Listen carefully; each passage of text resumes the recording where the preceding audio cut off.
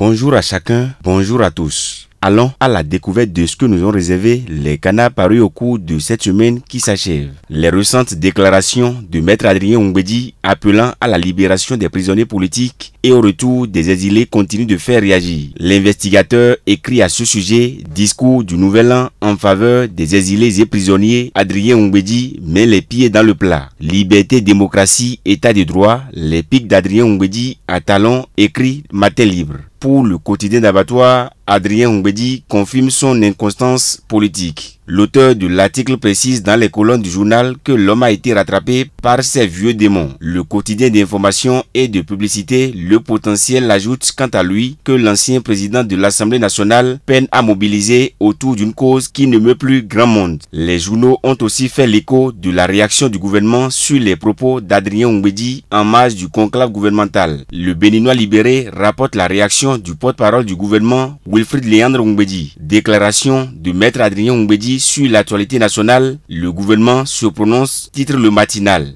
On change de registre à présent. D'autres sujets sont à la une des parutions. Le Matinal s'intéresse à l'examen des recours relatifs à l'éligibilité de talents en 2026. Le quotidien parle plutôt de jour de vérité à la Cour constitutionnelle. Une tournée nationale se profile à l'horizon pour le chef de l'État, annonce les quotidiens parus au cours de la semaine. Bénin Intelligent affiche à sa manchette qu'après 9 ans de gouvernance, talent face au peuple en avril. L'initiative vise à renforcer le dialogue entre le gouvernement et les populations tout en consolidant les acquis de son action, écrit le journal. Le quotidien rappelle tout de même qu'en 2021, le chef de l'État avait effectué une tournée similaire à travers tout le pays. Autre information dans ce tour d'horizon, changement à la tête de la police républicaine. L'information est à la une des journaux du jeudi 6 février à l'instar des autres décisions du Conseil des ministres. Dabarou a décliné en pied de page l'identité de Kokou Brice Alowanou, nouveau directeur général de la police républicaine. Pour le grand regard, le nouveau DGPR sera au défi d'une police véritablement communautaire. À la suite de sa nomination, les 4 vérités veut réellement savoir qui est Brice Kokou Alowanou. Une interrogation qui trouve réponse à la manchette du quotidien Bénin Intelligent. Le journal précise que c'est un homme de terrain. Terminons ce tour d'horizon avec cette nouvelle pas trop gaie parue à la une de la plupart des canards. Le showbiz béninois a été une fois fauché. L'artiste Willy Mignon est décédé en milieu de semaine au Burkina Faso après une courte maladie. L'information figure